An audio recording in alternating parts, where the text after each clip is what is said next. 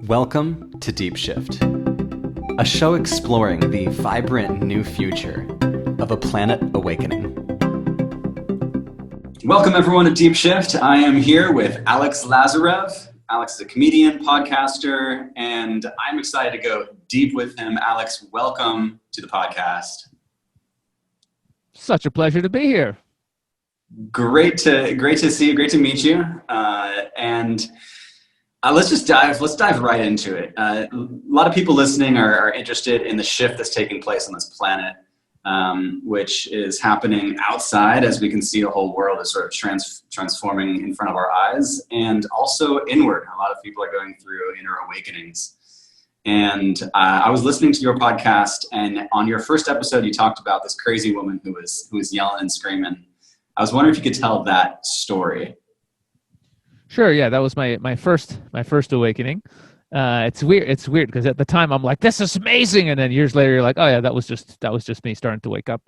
But yeah, man, I was not particularly conscious at that point in my life. I was just running around and doing comedy and getting laughs and eating poopy food, and I'm just really at the beginning of my journey.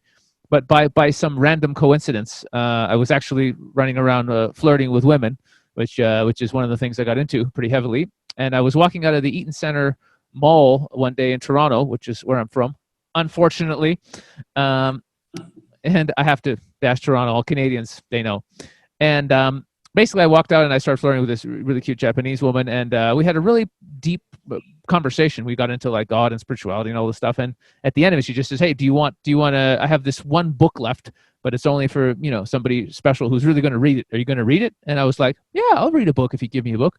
So she gives me this book by this guy called Ryohu Ohara, and he runs this group called Happy Science. Sounds kind of like whatever, kind of weird. But I read this book, and it was all about these different like levels of dimension where you go like after you die. So it's like humans are on the upper part of the third dimension, and then there's a fourth dimension, and then like angels and beings all dedicated to helping others are on this dimension. It just kind of went all the way up, and I was reading it, and it was just like fascinating. I was like, oh, this was crazy. But I really felt there was an energetic transfer happening, like something was happening when I was reading this book. It's like and I've noticed since then as well, when you really are reading something that is true, like truth, you can feel it in your body. Physiologically, it's the truth. When someone speaks truth, when Christ spoke through me and my last awakening, it was like the amount of power that came through is like undeniable. You're like, holy shit, this is real. So it happened when I was reading this book. And then, and I'm about halfway or 3/4 way. I don't think I'd quite finished the book yet. And I was just walking along outside of King Street Station in Toronto, and there was this woman who was absolutely insane, screaming on the corner, just like that, like screaming. And I particularly didn't want to talk to her because she just reminded me of my mom. My mom had psychological problems. She was really angry. She had demons later I found out. So she would always be tearing me down, throwing boots at my head, like just really violent, like not fun. So I was like looking at this and I'm like, okay, I am just going to cross the street over here and get away.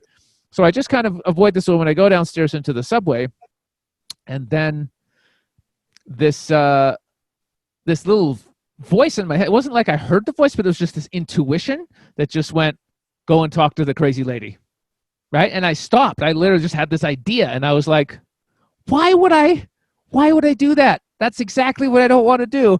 But at that point, I just went, okay, what's the worst that can happen? Let's go for it. So I walked back up the stairs, walked over to this lady, and I tapped her on the shoulder, and I literally saw like her eyeballs were literally like, it was like her eyes were white, like her pupils were back in her head. And as I tapped her, she came like almost back into this world and just looks right at me, just went, hey, how you doing? I was like, I'm good. How you doing? She's like, oh, that's so good. I'm like, how long you been screaming for? And she's like, I've been screaming for a couple of years now. I said, oh yeah, why are you screaming? And she's like, well, my husband left me and took the kids.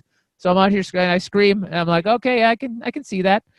And then for the next few minutes, I just had like a real conversation with her. I just gave her some grounding. I was just like, hey, are your kids homeless? She's like, no, they're living with their dad. I'm like, are you homeless? She's like, no, I got an apartment. I'm like, okay, so that's not so bad. Hey, your kids are safe. They're in Canada. They could be in Iraq or in the war. That's pretty good, right? She's like, yeah. And I was like, yeah, do you believe in God? She's like, yeah. And I'm like, me too. And he loves us and he cares about us. And, life can be what we want to. We just have to, do you really want to end up being one of these crazy people on the street? And she's like, no, not really. And I'm like, so you could find another way to vent your anger that's more constructive than just screaming on the street. And she's like, yeah, that could work. And for about 10 minutes, I just had a normal human interaction, just being supportive and just being nice and connecting with her. And then eventually the little streetcar shows up and she goes, oh, this is my, this is my streetcar. And I said, okay. And she just looks at me and says, thank you. And I was like, yeah, no problem. I think I gave her like a little hug. And then she went on quietly, normally, got on the thing and then went away. So I was like, okay, so that happened. And then, I go back down the subway to get my train. And I started like, I was kind of contemplating. I was like, oh yeah, I guess that was a nice thing that I did. That was nice. And I started feeling funny. It's hard to describe. I just started feeling funny. Like this energy was coming in and I was like realizing something. And then I stopped and I just thought about it. I said, oh, I guess I feel really happy. I feel really good. I guess it's because I just helped another soul on her journey, and that's a good thing. And then literally, as I had this thought, just like boom, this energy like just hit my forehead and ran down my head, down my spine, all the way down my arms. It was like a heat and electricity, and it felt great. And in that same moment, I just had this realization. I just went, "Holy shit! Fuck, we're immortal. There's no such thing as death. We're all just souls on this infinite adventure. We're all just here to help each other on this crazy journey of being a human. And I have to tell everybody that they're immortal and there's nothing to worry about." And I just knew, oh, that's why I'm here. I have to remind everybody that we're all eternal beings having these human. I just knew it. In one moment, I just went, oh yeah, I knew that. It was just like boom in 1 second. And so I get on the train, and a few things happened during this thing. Initially. So I had this realization, and I was like, really like, wow, this is so cool. And as I was looking at people for a while, everybody had this this bright light in front of their face that was actually blinding, and it was actually two lights. It was like a light like this, and it was so bright. Everyone was like a bright light, so I couldn't actually look at people. I was actually blinded, and I was like kind of looking at the floor for about a minute because everyone was so bright. And then eventually that faded, and then as I was looking at everybody, I felt had this like psychic connection, like I knew what everybody was feeling. So every single person I looked at, I just felt what they were feeling. I guess later on I realized, that was a sense of oneness, but at the time I didn't even have this idea that we're all one. I hadn't even entered my reality. I'd read one spiritual book. I didn't know anything. So I just thought like, oh, I feel what everyone is feeling, and every single person on that train, they felt absolutely lost, just lost. Like they had no idea what they were doing here. And again, I knew I got to remind people that they're infinite souls and there's no death and there's nothing to worry about. And we're all just get to do this and grow and it's all good. So that faded after a while, the empathy. And then I sort of was back to normal and I was like, okay, that was pretty trippy. Holy shit. And then I went on with my life. So that was basically the first awakening. Yeah. It was about a decade ago. Wow, that's incredible. And I mean, I can relate because I also had an awakening, which I talked about, I think episode 2 of this podcast, in which I was just simply having a conversation with someone about, life, death, robots, artificial intelligence, the cellular structure of the human body. And all of a sudden this light tunnel appears out of nowhere. I fly through it and kind of see like the source of everything, this bright light, and getting these downloads of information. And the most significant information that I got was that we are infinite beings. We're in this infinite thing, and this lifetime is just one part of that infinite journey. And just like you, I was like filled with all this like warm, loving joy, and just wanted to share that with everyone. And I was trying to think of like the best way to share it. What was your most recent? You said you had a recent awakening experience, and also, what do you think these awakening experiences are? What do you think they're for? What's the purpose of them? And kind of like, general thoughts on being a human. Well, 3 years ago, I would be saying things more from a guessing place, like, well, I think it's this and this and this. After the last couple of awakenings, it's going to sound a little cocky, but I kind of know certain things you just kind of know in the direct experience. So they it's not even that I know them. It's just that reality just is like the ultimate spiritual reality is. It's completely irrelevant what anybody believes, right? And as a human with an ego, you don't like that, but it makes no difference what me or you or anyone believes. Ultimate reality simply is. And when you have those direct experiences, what happens is the person is gone. Boom. The idea that you think you're a person, gone. You realize you were never a person, ever. and just the concept that you thought you were a person is quite ridiculous and laughable when you're in the direct experience. You're like, oh my god, I thought I was a human. It's just hilarious and ridiculous. I mean, it's quite ridiculous. So yeah, so there's the first one I had, which I won't go into, but it was just Zen. It was basically 40 minutes of just presence without any personal identity, and that just happened randomly in London about 3 years ago. And there was no God connection or all this. It was simply just presence without the person. So for about 45 minutes, I just wandered around. It was just weird because I wasn't a person, and that was a minor one. The next one was fucking huge, and it's a whole story. And then the last one was fucking huge, and it's a whole story. So you want the last one? That's the one that's completely insane. I definitely want the completely insane. It's and also, completely insane. You mentioned that we're not actually human. We're not actually here. Not even close. And well, we are, but it's not the ultimate level, and that's what I realized. That's what would all make sense as I explained the story. Yeah, cool. I might as well tell you, and then let's hear it. I'd love to hear it. Oh man, it's crazy. It's so insane that it's like even I can't believe it happened, but it did. Yeah, it was years in the making. Like I've been obsessed with waking up and spiritual enlightenment for about 5 years, and I've gone around the world seeing gurus, doing plant medicine, praying, everything. Like literally, the only thing that mattered to me was waking up. I mean, not a lot. I realize it's a rare thing, because I talk to a lot of people, and people are interested in spirituality, but really waking up, knowing the truth, like the truth of reality. Not that many people are really, there's some, but there's not that many. And boy, it pays off if you really pop off. So basically, the last story was I'd met this beautiful man called Paul on a breatharian initiation in Ecuador. I was doing my second initiation, so I was doing about 5.5 days dry fasting, and I was just kind of helping out and hanging out with the other students and stuff because it was my second one. And so, and you know how you meet somebody sometime and you absolutely recognize them immediately. There's this deep soul recognition and love immediately. Yep. You're just like, yeah. I love you. Holy fuck! I only know you 25 minutes. What is this? Doesn't even make again on a human level makes no sense. When you realize we're infinite souls traveling through the cosmos forever, you know everybody. There isn't anyone that you don't know in reality. Anyway, so it was this deep love. And I hung out with them a lot during the retreat. And at some point, I went to Canada to go for a visit. And so I'm hanging out in Vancouver, having a great time. And at some point, we go visit some of his friends over on one of the islands. I think it was Victoria Island. And and so one morning, he says, yeah, let's go down. I'll show you there's this big ancient old growth tree that's like 1,000 years old. And I said, yeah, let's go check it out.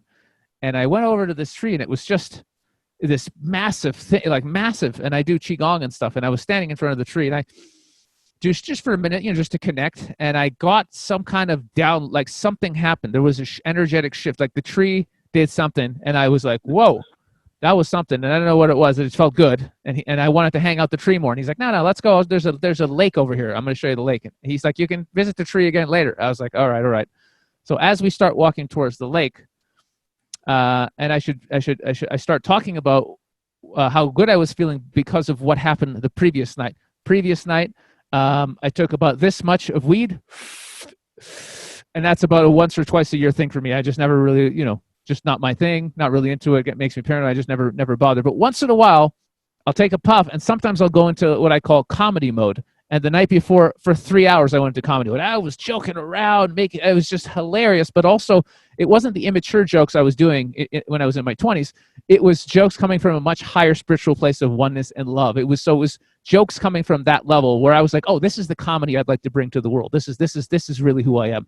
And I felt so on fire during those 3 hours the night before. I was so like, this is my purpose. This is why I came, to wake people up through comedy. That was me. And so I'm talking about this experience saying, oh man, I felt so good last night. I really feel like this is why I'm here. And this is my gift. And it was so amazing. And I said, yeah, I used to be afraid of fully showing my light and my gifts because I was afraid if I really showed who I was, I would be killed. And he looked at me because I'm a bit of a revolutionary. I know I have the capability to wake up lots of people. It's kind of in the DNA. And so, and I think a lot of us feel this, that we're here to be part of this grand awakening. You know, I think that Definitely, a yeah. lot of us. So I said this to him, and he just looked at me and says, "Oh yeah, well, no biggie. We've all been killed lots of times." And I looked at him and I said, and so as I started saying this next thing, about halfway through the sentence, an energy came and was speaking through me that was like, it was me speaking and it was not me speaking, is the best way I can say it. And so what I said was, I'm not afraid of being killed anymore because I am. I am everyone who's ever lived in this realm. I am everyone who lives in this realm now, and I'm everyone who will ever live in this realm. And whether it takes 100 years or 500, I will not leave this realm until all of my brothers are liberated, because I am. Wow. So that wasn't me talking, that was the Christ.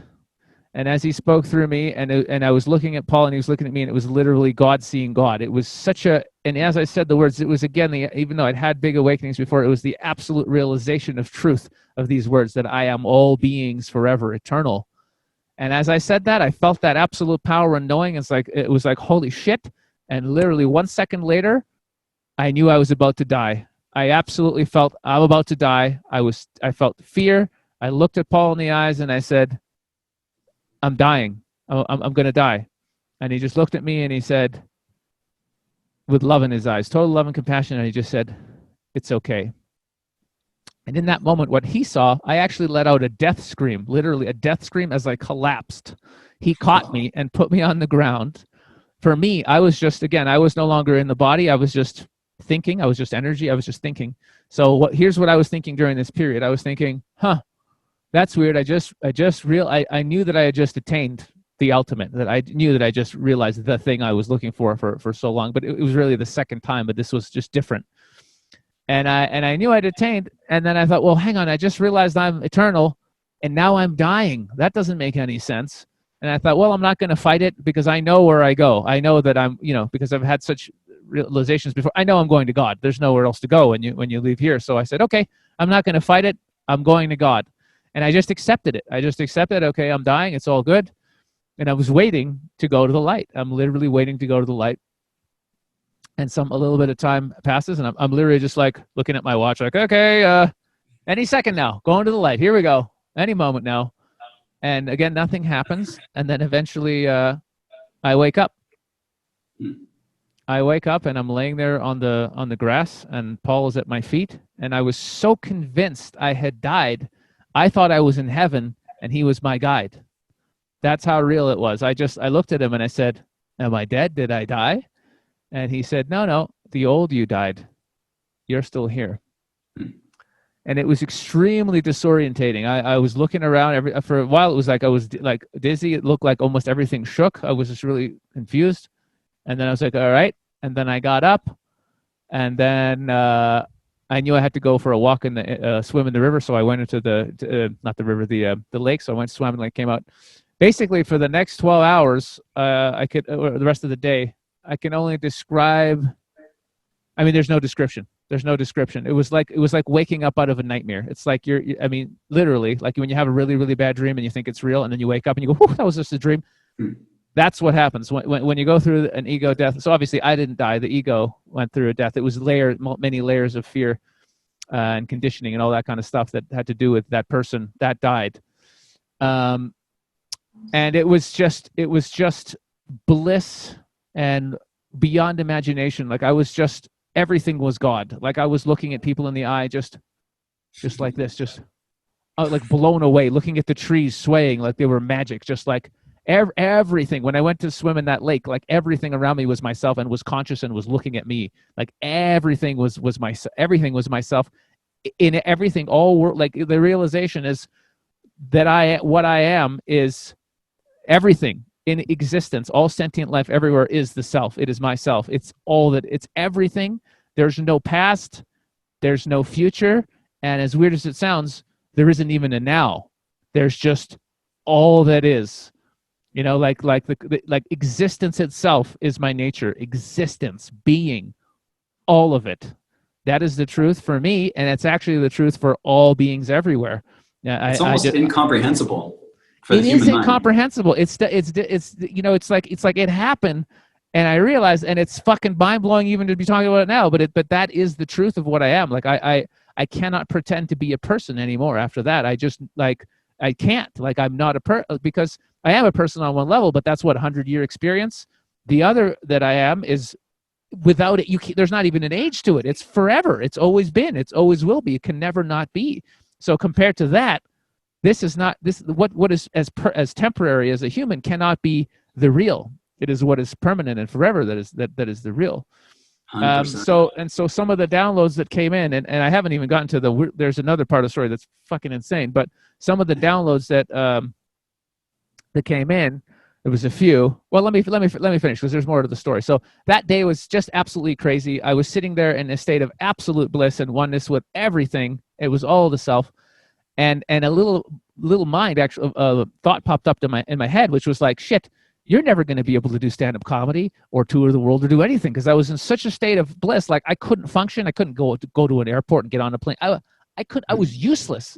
I couldn't do anything. It was just, and then I also thought, well, if it's full enlightenment and I just sit there on a hill and people come sit around me and I'm in this state forever, that's not bad. It could be worse, So it was absolutely insane. Like they were asking me, because I do this thing called comedy therapy, where I teach people how to basically write jokes about their story and get vulnerable and share with each other, and it's pretty awesome. So they were asking me about that, and they're like, all the friends that I was there with, and they're like, tell us about this, and like, what's the deal with it?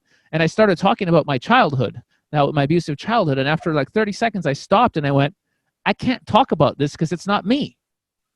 It's not who I am. It's just a story. I have these memories of the story of this guy, Alex, in my head, but it's not me. And I literally said, I'm lying to you because it has nothing to do with who I am. It's literally waking up out of all of the story, all of the dream of this person. It's just completely not you. Like it's hilarious. And so the whole day went by. It was just insane. It's like seeing for the first, like everything you're looking at, it's like you're seeing for the first time. When I took a breath, I could feel the amount of air in my lungs was so much more. I literally said to Paul, I was like, it's like I've just taken my first breath. I could breathe. So when all that tension and everything, when you realize you're not a person, all the problems, all the stress, all the fear, it all has to do with being a person. All of it. As soon as you realize you're not that, you can breathe more, because there's nothing to worry about ever. It's like like you understand the word liberation. It's liberation from the person. That's when you realize you're not the person, you're free, you're done. There's nothing to worry about. Anyway, so the end of that day, this is where it gets interesting again. They walk me to this big outside tent structure that I'm staying in, and they're like, "Hey, are you okay?" And they were treating me like a baby. They were literally treating me like a newborn baby, because I literally had died and come back, and I was looking at the world like, "Holy fucking shit!" That was my state for the day. It was just. So they walked me to the thing, and they're like, "Hey, are you okay staying here? By yourself?" And I made a little joke like, "Yeah, I'd rather be out here alone than in a main house with you weirdos." And they laughed, and I was relieved. I was like, "Oh, you guys laughed. I'm still funny. I'm still funny." And Paul looked at me and he's like, "Don't worry, you're still going to be you. You're just not going to have all the other layers of bullshit." And I said, "Oh, okay, all right." Because I was like, I'm never going to be funny. That was part of the ego, right? That was part of the person that died. But no, funny. I'm still funny on the soul level, so it's okay. So I tried to go to sleep that night, and so what happened was, every time I started falling asleep, I would wake up screaming in terror. Literally, I'd wake up going, "Ah!" And I was like, "What the fuck is going on?" And the next night, same thing. As soon as I fall asleep, I wake up in this terror. And Paul said, yeah, apparently he went through this as well when he went through his death. And apparently it's like the layers of all the fear and the trauma from the separation from God that's physically in the body. When you go to such a level of truth, a realization, those vibrational, those fears can't exist in the body. They literally have to exit. And so when they exit, you scream them out, apparently. So he basically just gave me some mantras. So if anybody ever goes through full-on ego death, this is what you do. As you're going to sleep, focus on the mantra, I am, God is. I am, God is. That's one of the ones. I think any mantra of the truth is good, but that's the one I used. And as I was falling asleep, it happened a few more times where I'd wake up screaming, but it got kind of less and less. And eventually, after a bunch of times, I think it was around 5:30 in the morning, I finally fell asleep for an hour and a half, woke up, looked at Paul, and was like, okay, I think I'm okay. And then I went to sleep and everything was okay. So it took 2 days of screaming at night to actually get all of that out. And Paul said there was a lot of like crazy like beings in the room, like light beings and angels and all kinds of crazy ass shit. They're like, it was a party in here. He's like, everybody was here watching you die. It was really fun. I was like, oh, that's nice. So yeah, and then yeah, and it was just states of bliss for fucking weeks, months afterwards. Like waking up, I remember once I woke up, and it's like there was absolutely no thoughts. Like literally, you wake up and there's the joy and bliss of existence. You still know that you're God, and there's no thinker. And then whenever things happen, like they just happen automatically. It's crazy. So it's like you just wake up and you know you have to pee, so you just watch your body peeing and making breakfast and flossing your teeth. But you never made the decision. Things are just happening automatically, and that's actually what it's like in the really really high states. You're so not a person. Your mind isn't even the one deciding what's happening. It's all just source happening. It's all just happening. It's insane. And then, of course, after months, you eventually go back to a relatively normal, but not really. It's not really the same. But you know, the mind still comes back and it has its little things it wants to do, and whatever. But yeah, man, that was fucking intense, bro. It was it was like literally death and rebirth. And now certain things make sense. Like there's some certain expressions like die before you die, or you want to die before you live. There's different versions of it, but it makes sense that you can never really live until you go through that ego death, because it's only the ego that's terrified of death. There is no real death. That's that's one thing I know absolutely.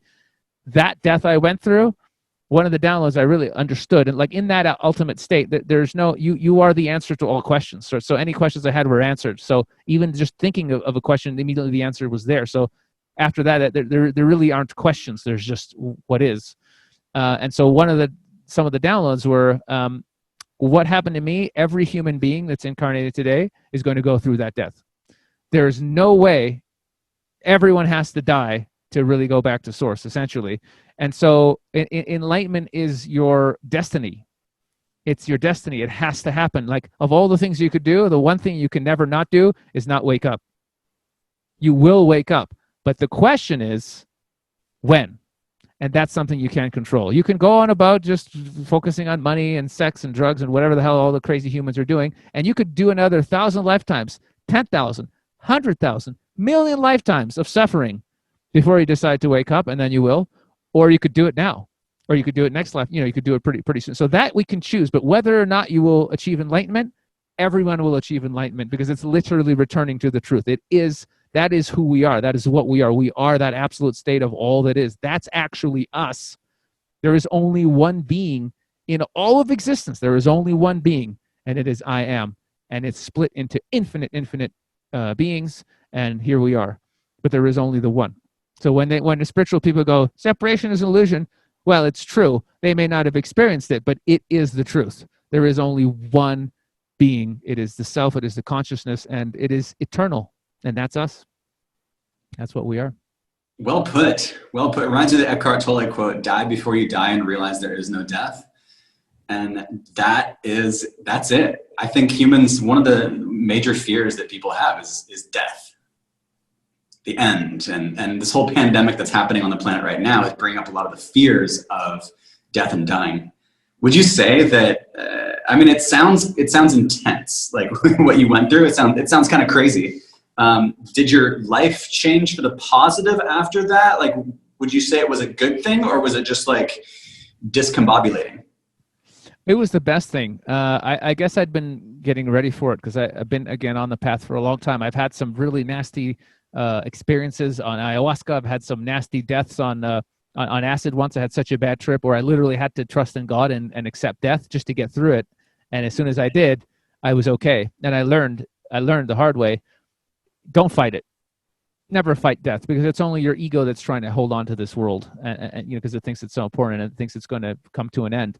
So I've been in a way, through brutal experiences, I'd been trained, in a way, and I didn't understand it at the time. I was like, why did I have this horrific acid experience? Well, if I hadn't had that experience, I may not have trusted in letting the ego die in the real awakening, when I had to let it go to basically merge with the Godhead. So yeah, everything really does happen in a sequential order, like it's supposed to, whether we see it or not at the time. Things are happening as they're supposed to be happening. So yeah, it was the greatest thing. Yeah, everything changed afterwards. Yeah, the fear of death is not really there anymore. the mind is a lot more quiet. It's like, it's not like I don't have an ego, but all the layers of separation and fear, like it's like a huge part of that died, and it was that ego that still wanted to be successful, or wanted to prove something, or wanted to be the funniest person in the room, and all these things. That's really the human egoic kind of personality that all of us have, and you wake up out of that. See, ego just means separation. So it's like I still have an ego because I'm a unique individual soul, and I'm still different from everyone. I still want to do things and explore, and I want to do my soul's purpose, which is, waking people up through comedy or whatever. That's great, but the part that really believed in this story of like, I have to compete or be better than other people. Other people are all myself. There's no one else here but me. So who am I competing with? It's ridiculous. So there's that neediness to prove or to be loved. I mean, I am loved. I'm all that is. Who do I need to impress? Who do I need to be? Like, I'm literally all that is, forever, eternal, in this one unique soul spark, but I'm all of it. So who do I need to think that I'm good enough, or that I'm worthy of love? I am love. I am consciousness. I am excitement. I am inspiration. This is all what I am. So there's that need, that desperate, please love me. That's fucking gone. Nice. It's just gone. So all that's left is just doing my unique soul's purpose and having a blast. Because if it's a pain in the ass being a person, and if I didn't think it was going to be fun, I wouldn't come down here. So really, that's the thing. Do what you're here to do and have a great time, and don't worry about when it's over. When it's over, you get to go back to source and come back here again as many times as you need. There's nothing to worry about. Yeah, it's such a different perspective. I feel like a lot of people don't have the perspective that you have about life and death. Over the years of my own research and my own personal experiences, I've come to the realization that everything you're saying is true, and we are simply a fragment of a single consciousness that's having this beautiful experience that is reality, and we're all in it together. I'm curious about comedy therapy, especially right now, because some people are living in a lot of fear. Some people don't find things to be super funny at the moment. I want to hear about what it is, and maybe how people could participate with you, or just do it amongst themselves. Oh, sure. So my main thing that I do, so I got into, like, I used to be super shy and introverted, if you can believe it or not, at least around women. So I became a dating coach. I was like running around the world, flirting with girls all over the place. It was a great time. But I had a lot of trauma because of my mother, who was like I mentioned before, she was brutal. So I really had to work on myself and overcome. So I've done a lot of work on myself, including doing comedy for a very long time, but I've done primal therapy and, got into meditation and just so much stuff I've done just to get okay with that human story. And it's funny because healing is actually healing your human story, but awakening is like realizing this whole story is not real. So you can actually cure it as well, just by waking up. But also, they kind of go hand in hand, a little bit of waking up, a little bit of healing, it's all good. So yeah, man. So I, years and years ago, I randomly, I was at a buddy's workshop, a personal development workshop. And I was a participant, but I just said to everybody in the group, I said, hey, does anybody want to learn to do stand-up comedy? It would be fun. And a bunch of people said, yeah, let's do it. And I just showed them how to tell the story, how to write jokes and all this kind of stuff. And it was super fun. Like, everybody on the course just was hilarious. Like, there were Mormons on it saying things that were just unbelievably funny. And it was so much fun.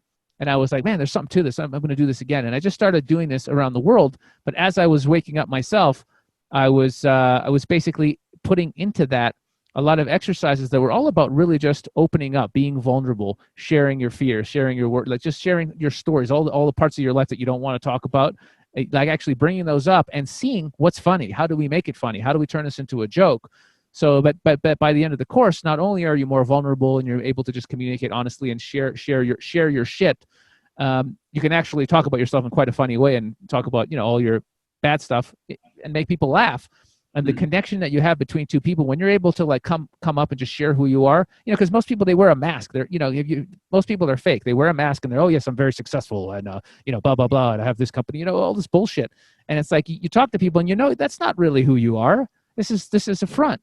And so the best way to actually show who you are is, and I joke about this when I meet people, it's like, tell me your shit.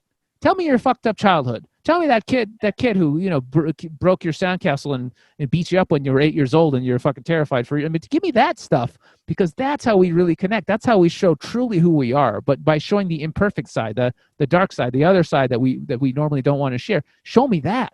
Because when you show me that, then I feel like you're a real person that's kind of fucked up like everybody else. And then I can show you how I'm a little bit fucked up like everyone else. Then we can connect on a deep level. And so the course is about also looking at comedians and seeing how the most amazing comedians, they're the ones that are authentic. They talk about their shit. You know, Richard Pryor talking about how he burned half his face off doing fucking crack cocaine. That's real.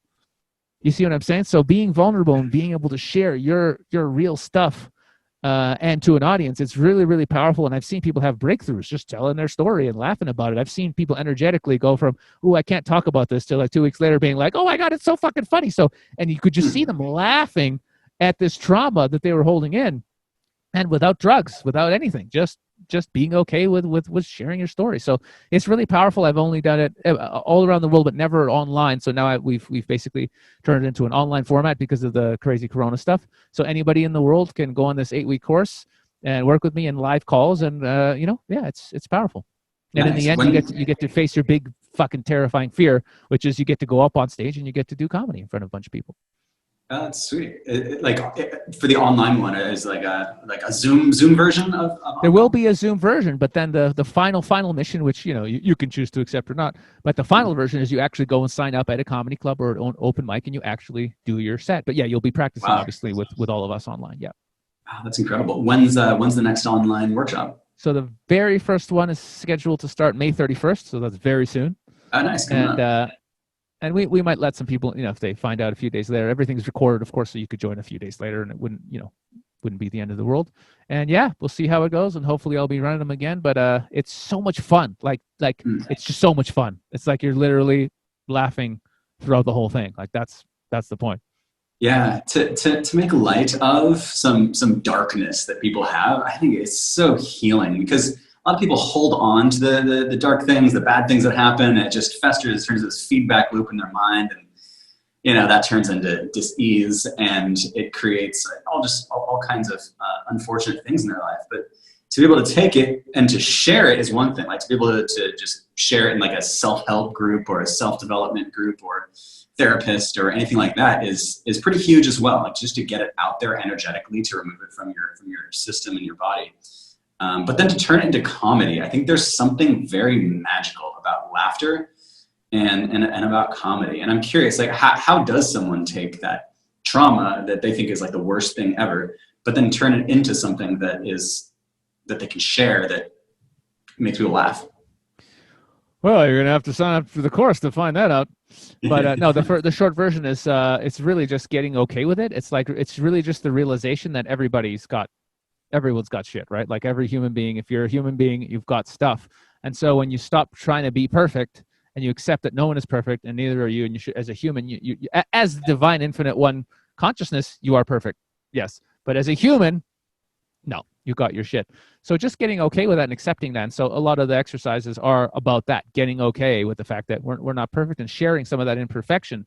And then as you move throughout it, actually picking certain stories or events that happened that you could see the funny side of, and then as a group we just work on those, and we just go through, you know, like what's funny, what kind of humor is there, what's likability, what's charisma and storytelling, all these kind of things. And so I just give you the tools to get authentic with your pain and your shit, and as well make it funny, and that's it. But anyone can really take away that principle, a very simple principle. When you meet new people, don't share your mask. Don't share you trying to be perfect. Share your shit.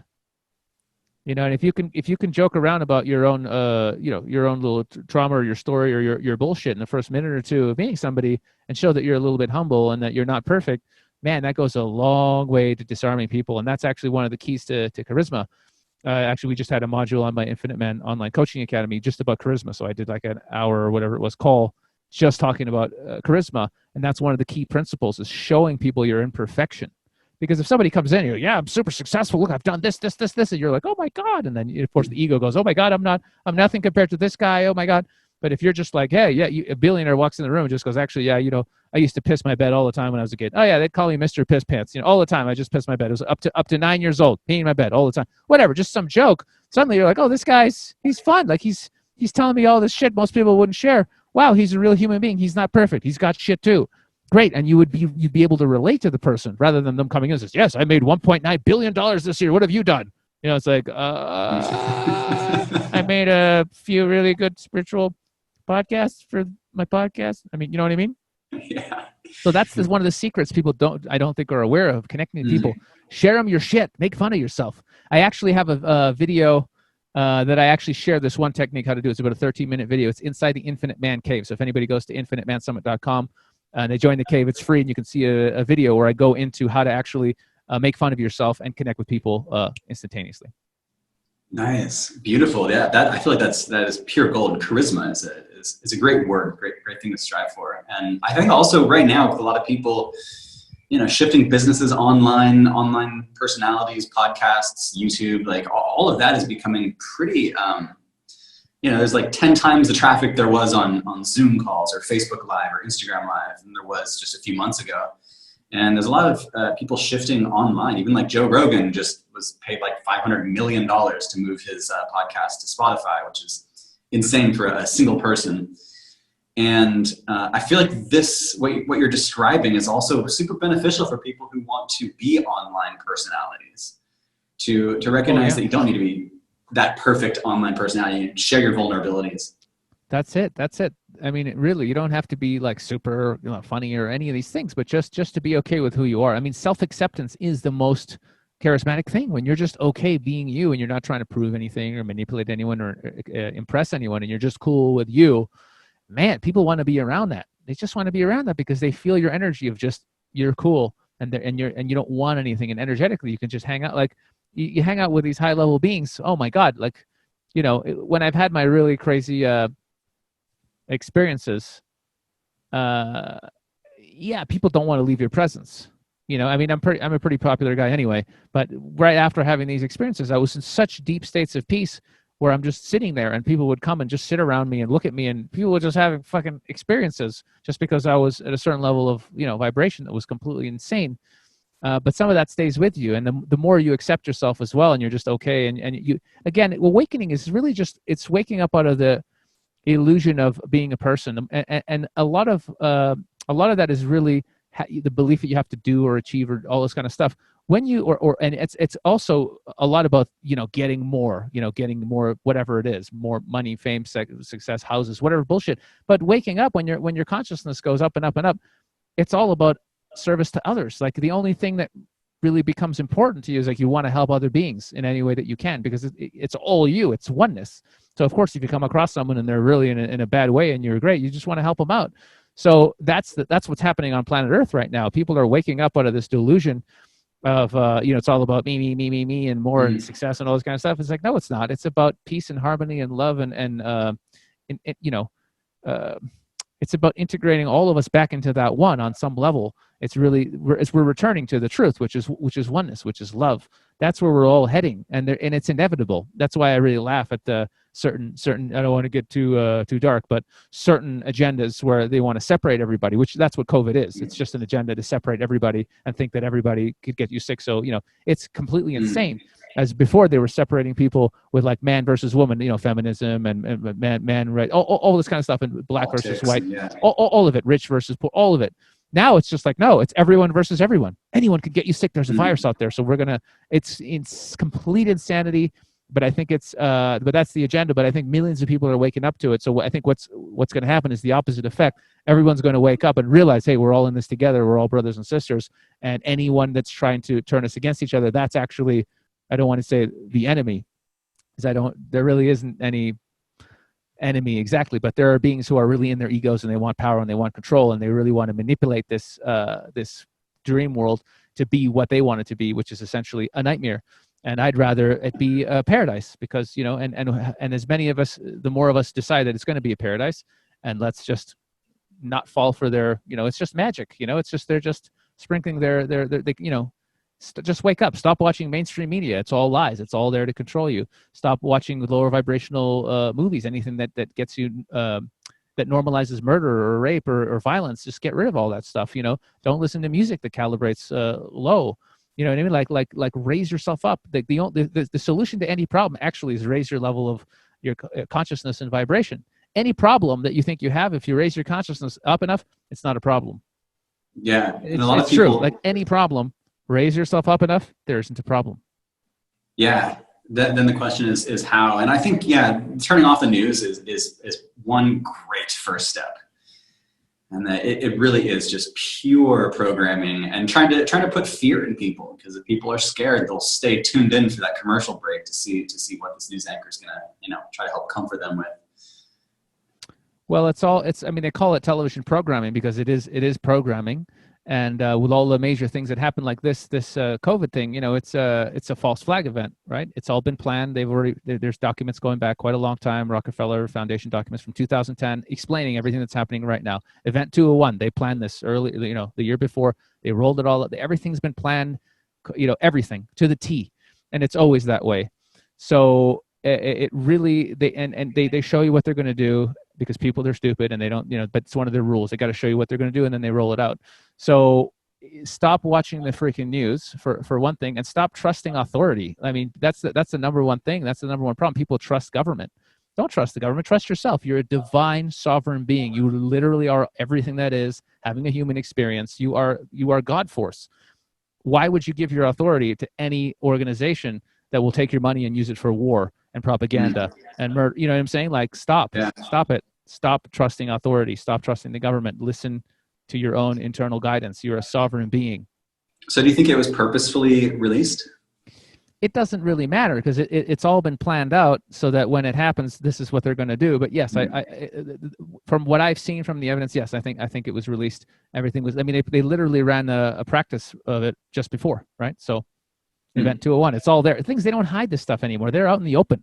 You can go look how they planned it all out. Everything's been planned out. They everything. It's all perfect. As soon as they shut everything down, they start rolling out 5G, putting it in schools everywhere, so that people can't protest it. And now what they're going to do is they're going to activate the 5G, and people will get sick, and they're going to say, oh, it's COVID, but it's not. It's 5G. You see, it's all coming out. It's all out there. So it's like, at this point, it's like we either wake up and acknowledge that, yes, certain dark forces have been running this illusion for a while, and we can stop it by choosing something else, or we can continue to put the bag over your head and just hope everything gets better. Yeah, and it's crazy because there's so many layers to it, in that there's the dark forces, the shadow government, the people who want to, that 0.01% who essentially run the planet, who have all the power and can control the politicians to create laws they want, do what they want. There's them who have these agendas, and there's also almost like a step above that, which is seeing the agenda. Like, even this virus, for example, this pandemic, is helping people awaken. Now, if it was pre-planned to kind of control people even more, it seems to almost also be doing the opposite. It's like half and half. Some people are living in fear and they're just consuming the fear, but then the other half, they're awakening through it all, and they're seeing so much more truth come to light, or they're just awakening in their own being, in their own mind. And it's, yeah, I find comfort in seeing these higher perspectives of what's happening on the planet, moving more things online, seeing the atmosphere be full of less pollution, and just really kind of seeing this like crack in the awakening of the planet right now taking place around the world. And I love that you also are a men's coach, and then you help men. I think that right now is a very important time for men. Like, I see the divine feminine rising, the feminine energy around the planet. I think we're shifting more towards taking care of the planet, being these caretakers for the earth, rather than these like warrior destructive, it's divide and conquer. And as the feminine energies come about, and as people embrace their own inner feminine, which is taking care of their brothers and their sisters all around them, sometimes the actual men can get a little lost in that, because it's like, well, is this just for women? Are women just supposed to be powerful? Should we just have a woman president? Like, should we just lift all women up as the leaders in business? And I kind of see it as right now what the men need most is that comfort, is that healing energy from the divine feminine. And I don't think a lot of men are getting it. I think a lot of men are opening up to it. And kind of as a men's coach, how do you feel about the current state of masculinity in the world? masculinity. Well, I think we've been in this system for so long.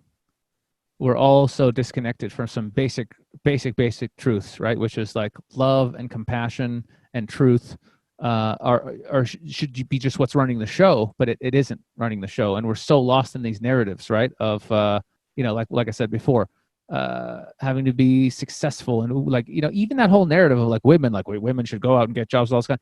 That's all of these narratives are part of that dominator culture that is all about separation and disempowering everybody, right? Like the war, but every single war, they're all fake. The war against drugs, the war against terror, men versus women. It's all fake. It's all created. It's all planned out, step by step. How do we create, as much confusion and chaos as we can? So for men, yeah, it's kind of messed up. I see a lot of guys who are really, really angry, and they fall into some of these narratives. So they think women are the problem, and so there's whole movements of men who are just like, we're quitting on women. That's it. We're just going to be alone forever. And I'm looking at them like, what are you talking about? That's like one out of every two people. Are you serious? That they're amazing. So when you get into all the stuff and you get angry and you get bitter and you buy into some of the stuff out there, you're so disconnected from any idea of potentially healing this anger that you have towards the feminine. Looking at your childhood and your past and recognizing, hey, trauma was passed down to you by your parents because they had trauma passed down by their parents, et cetera, et cetera. War is created for trauma. Did you know that the same people in Wall Street, the same families funded World War I, World War II, Vietnam? All of it. It's the same cabal of people funding both sides of the war. They funded Hitler as well as the United States in World War II. It's insane. You can buy books this thick that will just go into it. These are the people. This is how much money they spent. All of it. They fund all of it. And that trauma, generationally, it gets passed down, right? You think we're done with World War II? We're just starting to deal with World War II now, with all the trauma that's coming up. So there's so much trauma. Your parents don't know how to parent kids. Nobody gets trained. So all their insecurities and fears and patterns go down to the kids. And so you end up just confused. There's no role models. You don't know what the hell's going on. Next thing you know, you're 40 or 40 or whatever. And you're like, how come I can't get a girlfriend? Life sucks. Nobody likes me. Well, yeah, because you're traumatized. You haven't done the healing work. You don't feel comfortable. You don't know who you are. You haven't found your life's purpose. You don't know what you're doing here. You know what I'm saying? Is it that hard to believe you can't connect with a woman? You don't even know yourself. You can't sit in a room for 5 minutes and just be quiet and just sit with yourself. You think someone's going to want to be with you? You know what I'm saying? So we're so disconnected from all of that. And that's why I say there's only really two types of people on planet Earth. There's the ones that are working on themselves and all of that, and the ones that are not. It really comes down to that. Work on it. Once you realize, oh man, we're all traumatized. That's what the system is. We have to start doing the work. Then you're onto something, and then you can layer by layer you start healing and moving in the right direction. But if you just choose to get drunk and watch Netflix and smoke weed and whatever, or maybe fill the void, I'll just make lots of money, then I'll be good enough. Well, no, you won't. You'll make lots of money, but you'll still be miserable because it's meaningless and your life is meaningless. So yeah, man, it's a big journey. Like really waking up and working on us as human beings. It's a big one. It's a lifelong process.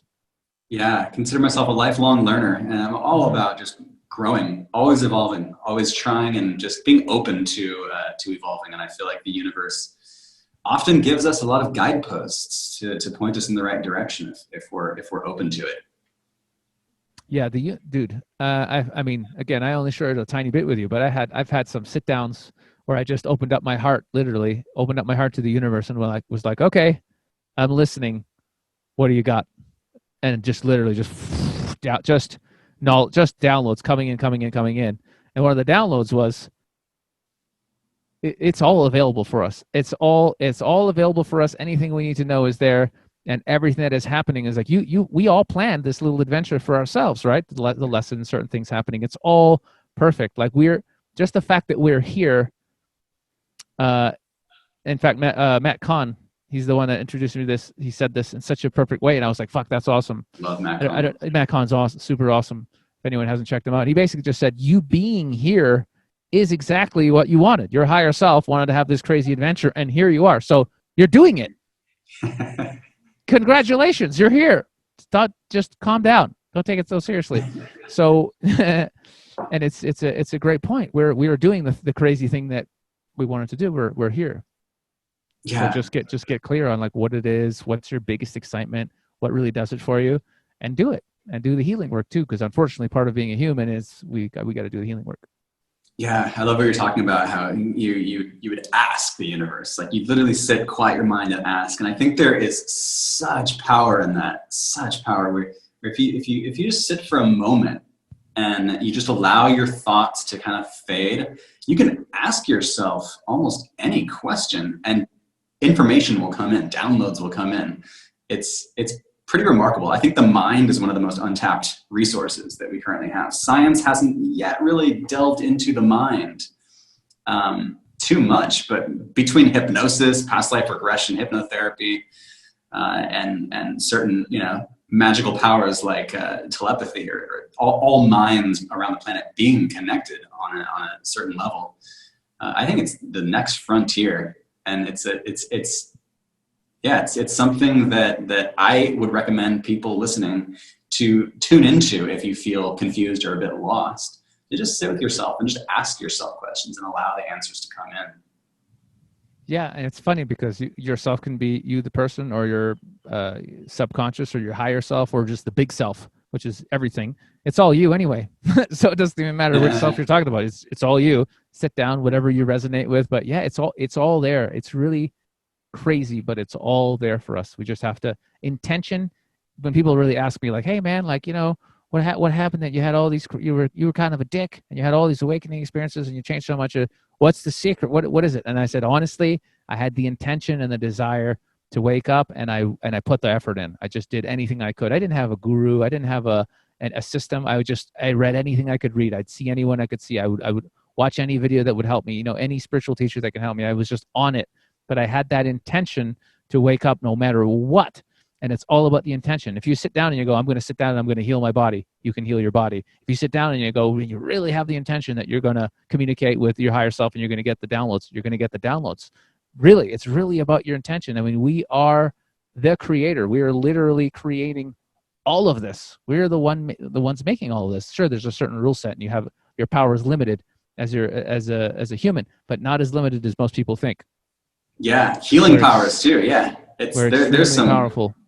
So powerful. Like believing that you can heal yourself can actually heal yourself. It's crazy. I had an experience where I was sitting. I just read a book that said you could download crystalline energy through your crown chakra at the top of your head, and as the crystalline energy comes through, you can send it places. And for a few months, I had this cyst on my arm. It was like this looked like little ball of fat, right? It's just there as something I did not want on my arm anymore. And so I did that. I just sat and allowed this crystalline energy to come in. I sent it to my wrist and I just imagined it just dissolving. And literally the next morning I woke up and it was like 90% gone. And over the next couple of days, it just disappeared. Yeah. And I was like, wow, it works. Yeah. It literally, yeah, it's crazy. Yeah. That's awesome. Yeah. So do you have any parting words or just for the people who are listening? I think there's a lot of gold in this conversation, and you're an inspiring person. I love what you're doing and what you're putting out there. Do you have any thoughts for the people who are listening at this point in time? I just want to say first, my ego really appreciates you saying those nice things about me, so thank you. Just don't settle for anything but exactly what you want out of life. I mean, literally, you are the creator of your own reality. I've seen so many people when they just get to that point where they go, okay, that's it. I've had it. I'm going to do exactly what I want to do. I'm going to live a life authentically. We're so trained to, in the system to conform to other people's beliefs of how we should live our lives, the government, society, our friends, even our parents, and nobody knows but you what your soul's highest is, your soul's highest desire, highest purpose. Deep down what you're here to do, and you have that calling. And the thing that we've done that's a real tragedy as human beings is we've somehow trained ourselves to ignore that deeper soul's calling that says, hey man, you love music, go and just play music. Or, hey man, you love comedy, just go do comedy. Or, hey man, whatever, you're a dancer, just dance. Whatever it is, that's your soul. Your soul is always saying to you, do the thing you're here to do. You know what, you do it. And the ego comes in and says, yeah, but I'm not going to make enough money doing that, or my parents want me to do that, or I won't be successful enough to do it. It's all fucking bullshit. Your soul didn't come down here to impress anyone or to get status or to be important. None of that stuff, or to make lots of money. No, it's all part of the illusion. You came here to experience your highest soul's excitement as a creator, to create something. And on some deep level, you know what that is. And if you don't know what that is, find out what that is. Because the only thing that's going to make you happy is living your soul's purpose. Nothing else is going to give you that satisfaction every day of just joy and peace every day of being who you are and doing what you're here to do. Nothing, no amount of money, no amount of Instagram followers, no amount of expensive cars, no amount of sex, no amount of drugs will ever give you the satisfaction and joy and infinite bliss, which, by the way, is your nature, of just living in alignment with your soul's purpose. Nothing. I've seen so many people. I have friends who are multimillionaires, really successful business, lots of sex with beautiful, all these guys. They're miserable. They're miserable because they're not actually in tune with this. They're not doing what they're here to do, and they're prioritizing the wrong stuff. So listen, whatever you got to do, take a vacation, go for long walks, meditate, do yoga, whatever puts you in that zone where you can really tune in and find out, what am I really doing here? You chose to come here. It's not like people think, oh, two people have sex and then babies show up. No, that's actually not how people are made. Sorry. There's a soul contract, and you decide, yep, I'm going to come in, I'm going to explore this thing. My parents are going to be shitty, and I'm going to be angry at women, and then I'm going to heal it, and I'm going to help millions of people. There's a contract, and then there's a contract between you and your parents, and then you say, okay, I'm going to incarnate here, and this is my mission, and this is what I'm going to do, and then you come in. Truth. That's how it goes. Sorry, but if you think two people are getting drunk and they just make a baby, that's all it is. That's not how souls come in. So what are you doing here? What are you doing here? That's the question. If you know the answer to that question and you start acting on it, you're going to have a great life, and that's it. Living your soul's purpose. Alex, where can people find you online? So my main project is Sasha Daygame's Infinite Man Summit. So Sasha Daygame, that was my, when I was a dating coach, my kind of thing. That's what I'm mainly known as. So infinitemansummit.com. We do live events. Well, hopefully one day we'll do live events again. We have an online coaching academy for men where we do online trainings and calls, and we have a community. So we support the guys and, kick their ass and make sure they're doing what they want to do. So it's all about this, what I'm talking about, basically. So that's that. That's wonderful. And then I have a spiritual podcast where I just talk about enlightenment and waking up and loving yourself and yada, yada, yada. And that's easy to find. Just go on YouTube or iTunes or whatever. And it's the Woke as Fuck podcast, because I thought it would be a cool name too, Woke as Fuck. So I called it that. And then the feminists, then they turned woke to sexual harassment. And then everyone's like, are you sure you don't want you? And I was like, what are you talking about? No, woke is waking the fuck up. And I don't care who else uses the term in some other way. That's what it is. I'm not changing my podcast name. So that's that. And then if anybody is like, hey, is this guy funny? Let's go see his comedy. I have a website I haven't updated in years, but if you want to see one of my old stand-up comedy clips, if you go on alexthecomic.com or just Alex the Comic, you'll find me. There's some clips on YouTube where you can see me doing some jokes. But yeah, I'm around. Or follow me on Instagram, Sasha Daygame. And Excellent. Yeah. Wonderful. Yeah, I will include links to all these things in the show notes so that people can easily just tap and find you. And I know a lot of the listeners have been finding just incredible people from all these guests that I've been having on, and it's just such a gift and such a pleasure to have you on. Thank you so much. It's been great. It's such a fun thing. It really is amazing that you can make a living at some point. I'm sure you will if you keep at it. But that you can to just talk to really cool people and have discussions, and that's like, it's crazy if you think about it. Like 30 years ago, hey man, you're gonna sit there and just talk to people, and that's gonna be your job. It's like, what? But it's quite amazing. It's quite amazing actually that you could just tell jokes for a living or do anything. But really, if you're really passionate about something, you can make a living doing it. And I'm telling you, to everybody out there listening, oh no, I could never do it. Yeah, when you really trust in the universe and you put it out there what you want and you start taking action towards it, magical things happen. Like miracles are normalcals. They're not even, I've seen things. I mean, you heard that one story. I mean, it doesn't, that's crazy enough. But if you just trust, put your faith in all it is and follow your heart, you will be supported. You will be supported. I know it's hard to believe that. I can't really. Yes, you will be supported. It will work out. You'll be okay. There might be some hard times and challenges and whatever, but you will be fine. Just trust. God is good. God is all that is. You're all that is. You can't be left out. You can't be rejected. You can't be. You're a child of God. Like, you're fine. You're gonna be fine. That's it. I'll stop talking. Amen. I love it. I think that's a great place to end this episode. Alex, thank you. And thanks everyone for tuning in to this episode of Deep Shift. I will see you next time. Bye, everybody.